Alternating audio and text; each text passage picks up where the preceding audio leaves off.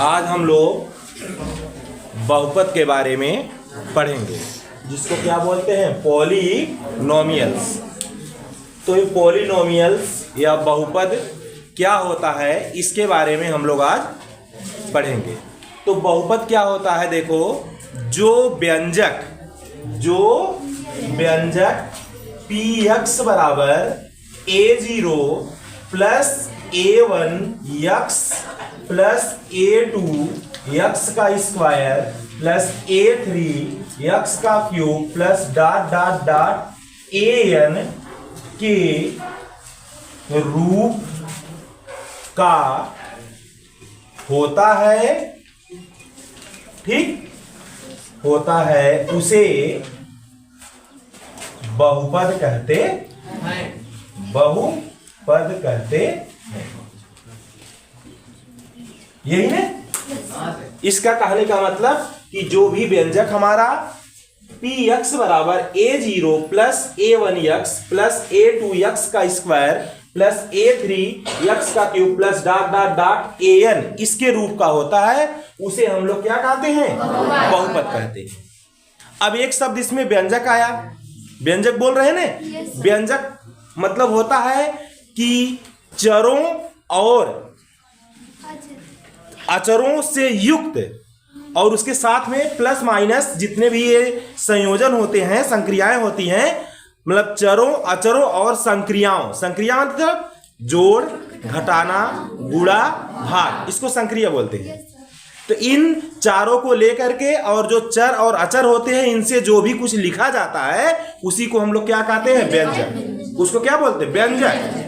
और उन व्यंजकों को जो व्यंजक इस रूप में होता है, px is equal to a0 plus a1x plus a2x का स्क्वायर प्लस a3x का cube plus dot dot dot an, इस रूप का जो होता है वो क्या कहलाता है, बहुपद। क्लियर। अथवा एक जो दूसरी परिभाषा है इस टाइप का, अथवा बहुपद में जो इन दोनों नियमों का पालन करेगा वही क्या है, बहुपद। कौन सा नियम? पहला कि एक ही नियम से दोनों को समेट देते हैं। बहुपद में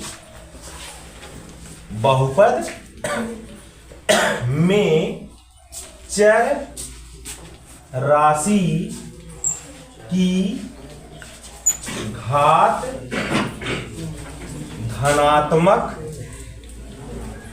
धनात्मक और पूर्णांक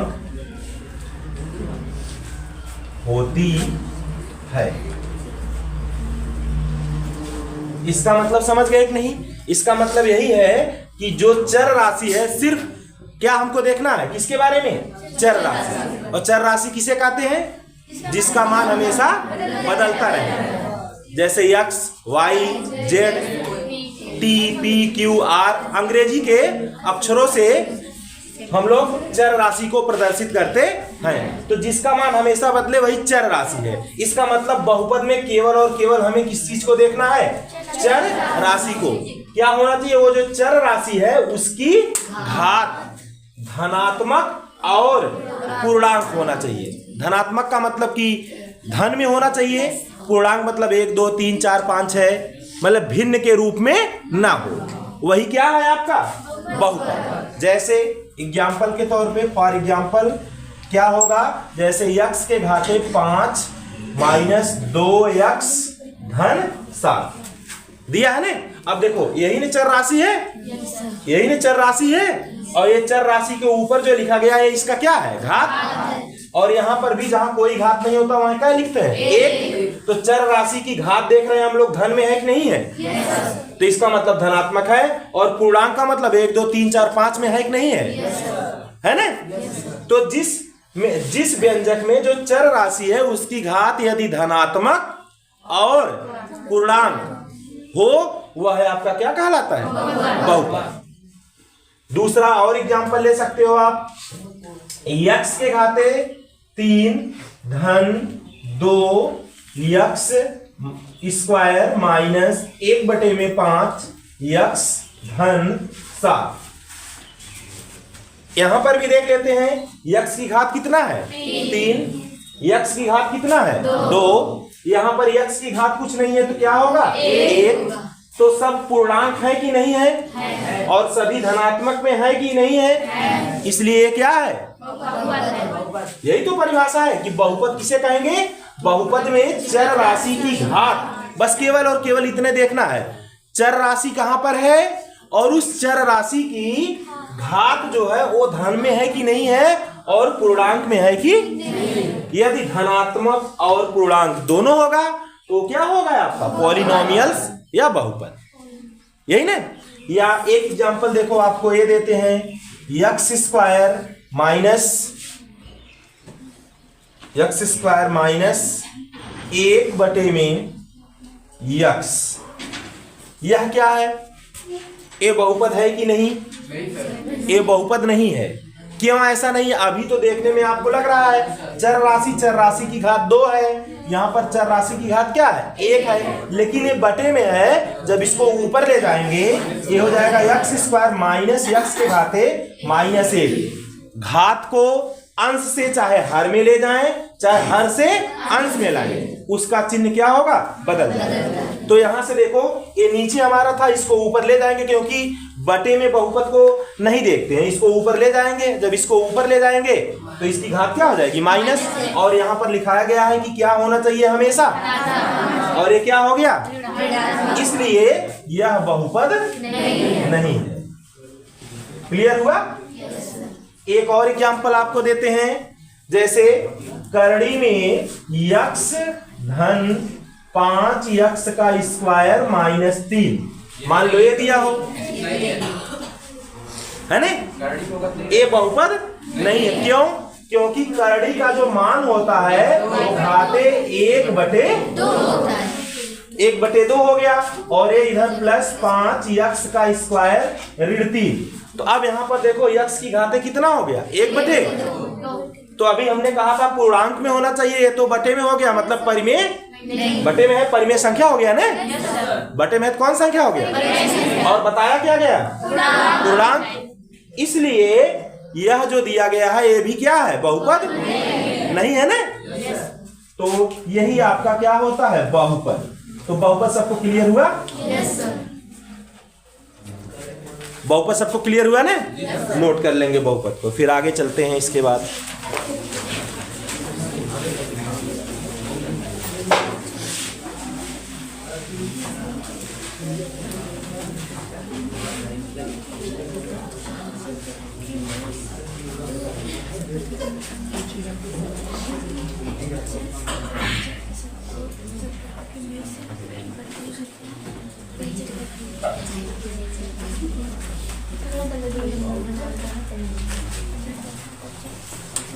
बहुपद में यही ऐसे दे देगा, पूछेगा कि मतलब ये बहुपद है कि नहीं, मतलब ऑप्शन देगा 4 ठो, पूछेगा उसमें से कौन सा, निम्न में से चारों में से कौन सा बहुपद है, तो तुरंत उसको आप हल करके देख लेंगे, या अगर हल हुआ है तो सीधे सीधे उसको देख के बताएंगे कि यह बहुपद है और यह बहुपद नहीं है।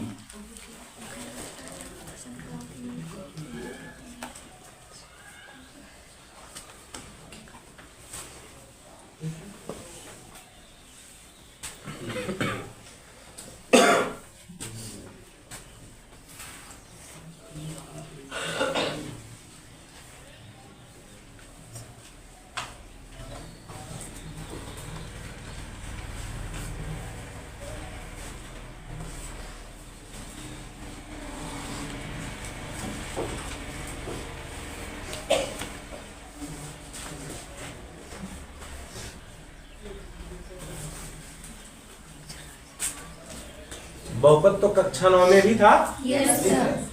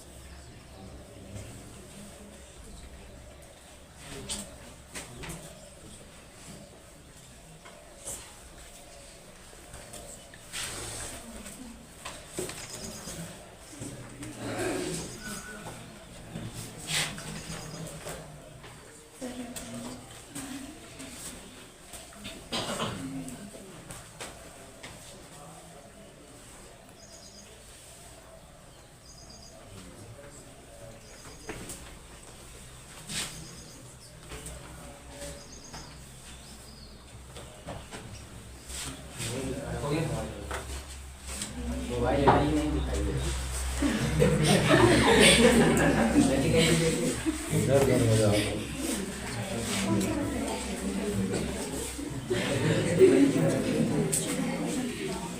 बगल वाले से नोट कर लो, कहीं से उसको हटाएंगे फिर वहीं रखना पड़ेगा। रुको, अब देखो हो गया। नोट कर लो। इसके बाद अब हम लोग दूसरा, इसमें हम लोगों को पढ़ना है बहुपद की घात। इसके बाद तीसरा हेडिंग हम लोग पढ़ेंगे इसमें बहुपद के प्रकार। फिर चौथा इसमें हम लोगों को जानना है बहुपद के शून्य। इतनी चीज इसमें बहुपद में हम लोगों को पढ़ना है।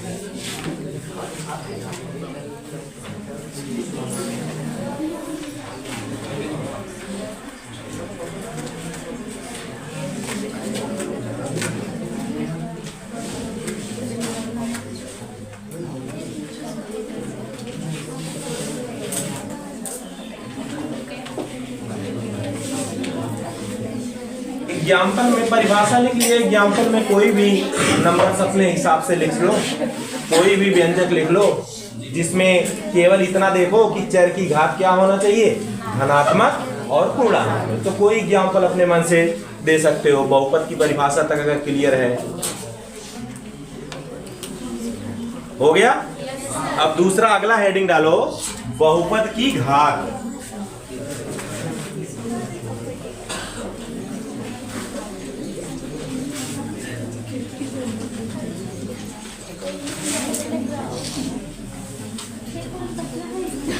अगला हेडिंग डालेंगे हम लोग बहुपद की घात।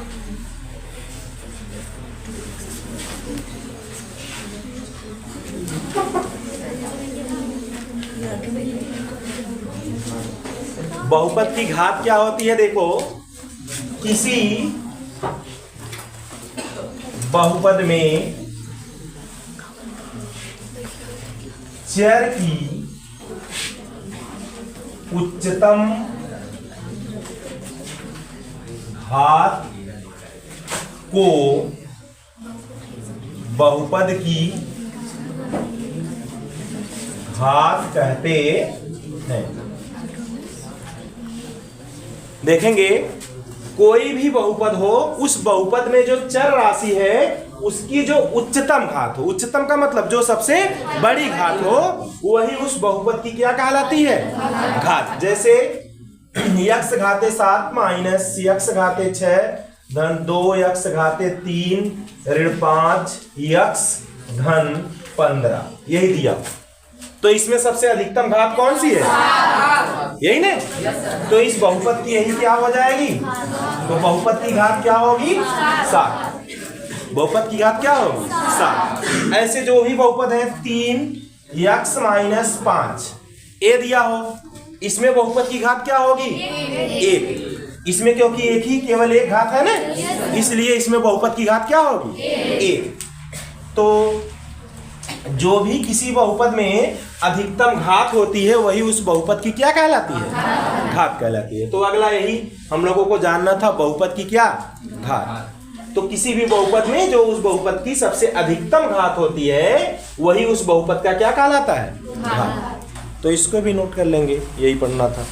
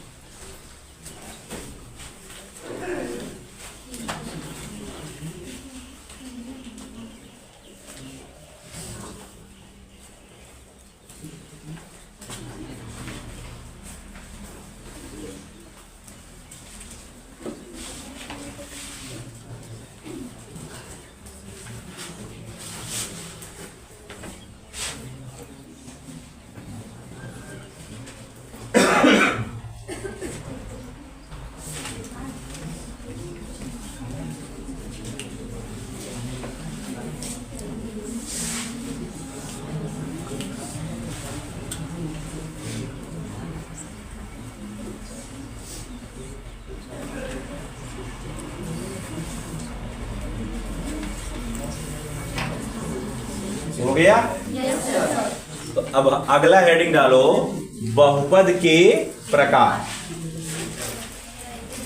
बहुपद की घात के बाद अगला हेडिंग डालेंगे, बहुपद के प्रकार।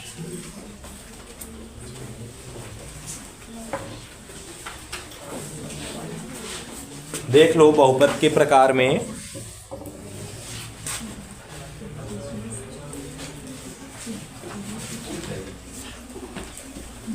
बहुपद के प्रकार, तो बहुपद जो होता है निम्नलिखित प्रकार का होता है। इसी घात के आधार पर बहुपद के प्रकार को हम लोग अलग अलग नाम बहुपद में देंगे।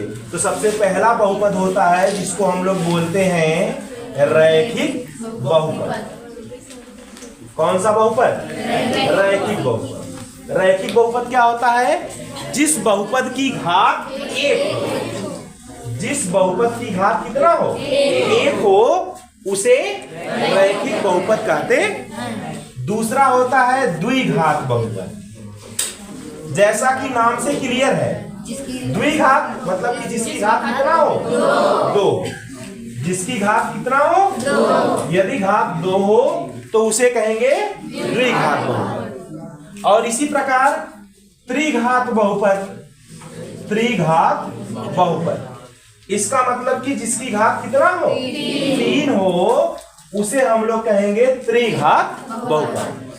ते बहुपद के प्रकार हैं। मैक्सिमम तीन घातों तक आपके कोर्स में है पढ़ने के लिए। उसके बाद भी है, केवल उसमें घात वगैरह पढ़ते हैं, लेकिन हल करना हम लोग रैखिक बहुपद को हल करते हैं, द्विघात बहुपद को और त्रिघात बहुपद का गुणनखंड करना आप लोगों को कक्षा 9 में बताया गया होगा।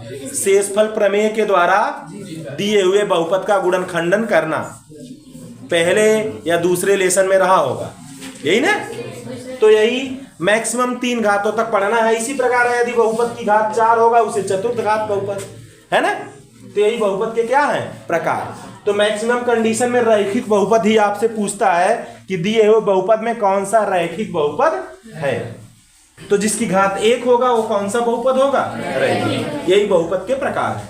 अब लास्ट इसमें जो टॉपिक बचा है वो है बहुपद के शून्य। यही इंपॉर्टेंट टॉपिक, यहीं से मान के चलो कि आपका नया कोर्स स्टार्ट होगा। बाकी ये सब जितने चीज अभी हम लोग पढ़े हैं, ये समझ लो पुनरावृत्ति हो रही है। कक्षा 9 में भी ये सब हम लोग पढ़े थे। बहुपद भी पढ़े थे, बहुपद की घात के बारे में भी पढ़े थे, बहुपद के प्रकार भी पढ़े थे। अब जो बहुपद का शून्य ज्ञात करना है वो कैसे ज्ञात करेंगे, उसी के बारे में इसमें हम लोगों को पढ़ना है।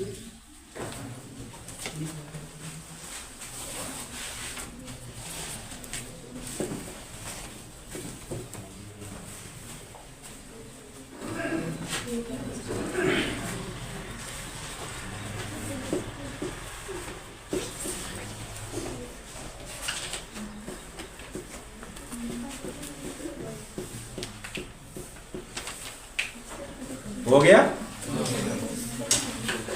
तो अगला हेडिंग वही डालेंगे, बहुपद के शून्यक। यहीं से हम लोगों को इसमें पढ़ना है कक्षा 10 के कोर्स में। बाकी सब कक्षा 9 के ही कोर्स थे। बहुपद के शून्यक।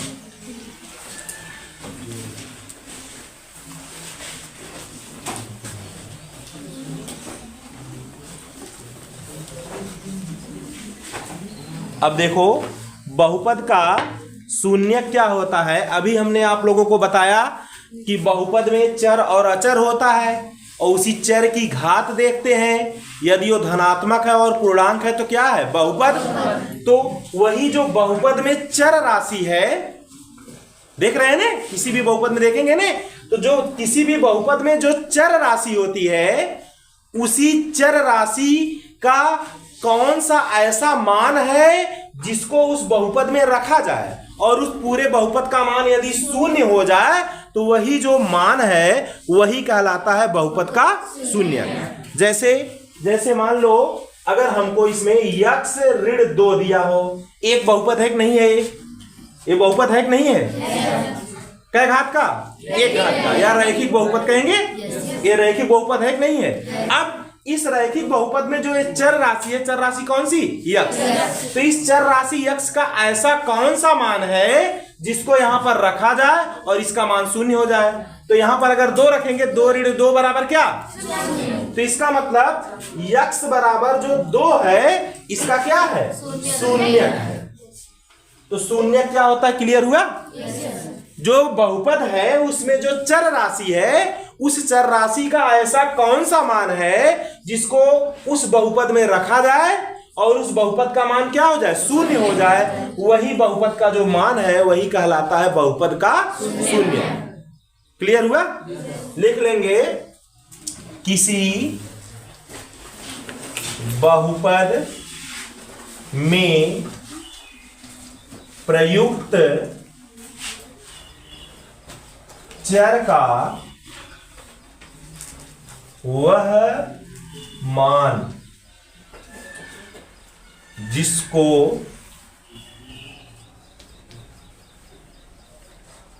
बहुपद में रखने पर बहुपद का मान शून्य हो, चर के उसी मान को शून्य कहते। जैसे हम लोग x ऋण 2 में x बराबर क्या है? 2 शून्य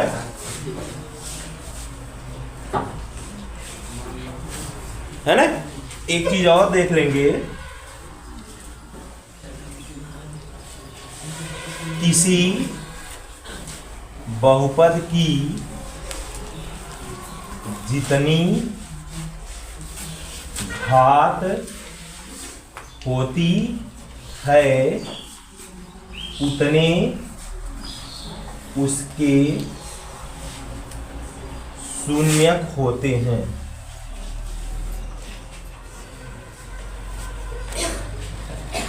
है ना। जैसे रैखिक बहुपद में घात क्या होती है? 1, तो उसके शून्य कैट होंगे 1। द्विघात में घात क्या होती है? 2, उसके शून्य कितने होंगे? 2। त्रिघात में घात क्या होती है? 3, उसके कितने शून्यक होंगे? 3। तो अब क्लियर हुआ कि जिस बहुपद की जितनी घात होगी उतना उसके क्या होंगे? शून्यक होंगे। तो यही बहुपद के शून्यक के बारे में हम लोगों को पढ़ना है।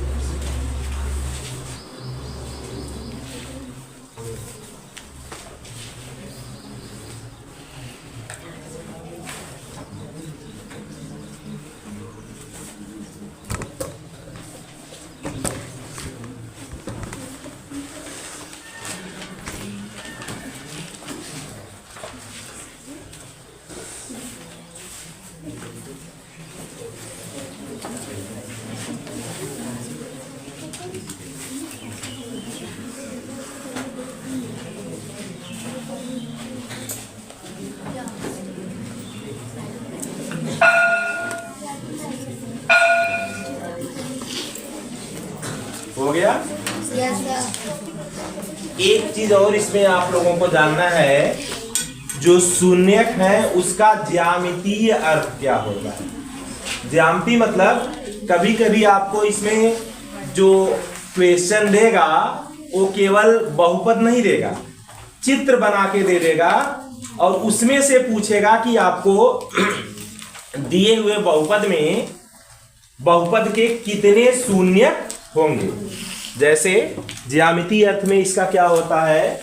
बहुपद के शून्यक के ज्यामितीय, शून्यक का ज्यामितीय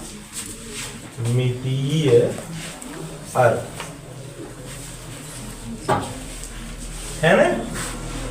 ज्यामितीय अर्थ क्या होता है इसका जरा देख लेंगे।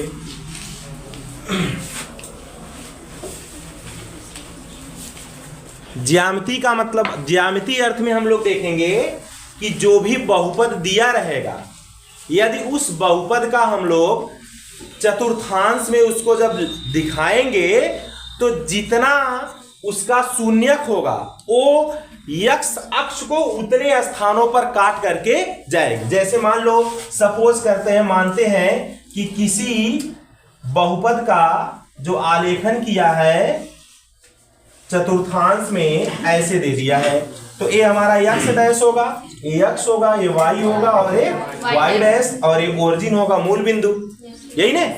अब देखो, जैसे कोई भी बहुपद है आपका, मान लो यहां से स्टार्ट होकर के यहां से ऐसे यहां आई, फिर यहां से ऐसे गई, ऐसे इतना दिया। अब देखो तो ये बहुपद यक्ष अक्ष को कितने स्थानों पर काट रहा है? 1 2 3। इसका मतलब जो ये चित्र बना है, जो ये डायग्राम है, जो ये ज्यामिति है, ये 3 घात वाले बहुपद का है, या कहेंगे कि उस बहुपद का है जिसके शून्य कितने हैं? 3। तो जो भी बहुपद होगा जब उसको चतुर्थांश में ज्यामिति में देखेंगे तो जितनी स्थानों पर यक्ष अक्ष को काटेगा उतना उसके क्या होंगे? शून्य।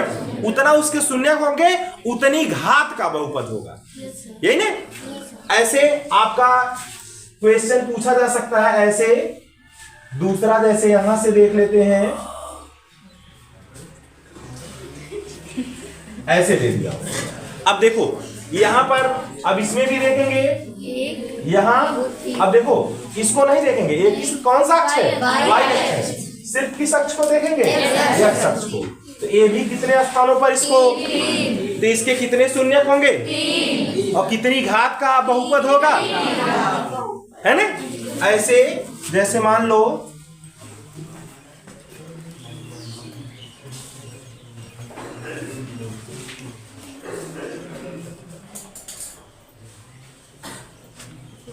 ए गया, एक कितनी घात का बहुपद होगा? यहां पर एक्स अक्ष पे कहीं पर एक नहीं काट रहा है ना, शून्य घात का। एक घात का तो एक जगह काटेगा ही, एक्स अक्ष पे कहीं नहीं डिवाइड कर रहा है ना एक्स अक्ष को, इसलिए क्या घात का बहुपद है? शून्य घात का। कहने का मतलब वहां पर यक्ष की घात क्या होगा? शून्य, अर्थात चर राशि उसमें होगी ही नहीं। जैसे यक्ष बराबर 2 हो या केवल ओनली 5 दिया हो, ये भी एक बहुपद है। 5 क्या है? शून्य घात का बहुपद है, क्योंकि इसके साथ यक्ष के घात क्या लिख देंगे? शून्य। तो यदि किसी भी राशि की घात शून्य हो, उसका मान क्या है? 1। तो जब उसका मान 1 होगा तो 5 का 1 में गुणा कर देंगे तो केवल 5 मिलेगा कि नहीं? तो खाली कोई भी अंक दिया हो वो भी बहुपद होता है। क्या घात का होगा? शून्य घात का। जैसे 25 ले लिया हो, है ना, तो 25 भी क्या है? बहुपद है, लेकिन कितनी घात का है? शून्य घात का बहुपद है। तो ये जो ज्यामिति देख रहे हैं, इसमें ये एक्स अक्ष को कहीं पर नहीं काट रहा है, इसका मतलब ये शून्य घात का बहुपद है, ठीक। और इसके शून्य क्या होंगे अगर पूछा जाएगा तो एक भी नहीं होगा, इसका कोई शून्यक है? अनंत शून्यक होंगे, जो भी मान ले लो वही शून्यक है। अरे यहाँ पर एक मान हो सकता है, यहाँ पर हर जगह शून्यक ही इसके मिल रहे हैं नहीं, इसका कोई शून्यक नहीं है, इसका मतलब, है ना। तो यही बहुपद के शून्यक का ज्यामिति अर्थ होता है कि जब ज्यामिति उसका डायग्राम करेंगे तो एक्स अक्ष पर जितने स्थानों पर काटेगा वही आपका क्या कहलाएगा? उसका शून्यक। और उतनी घात का वो क्या होगा? बहुपद। यही है।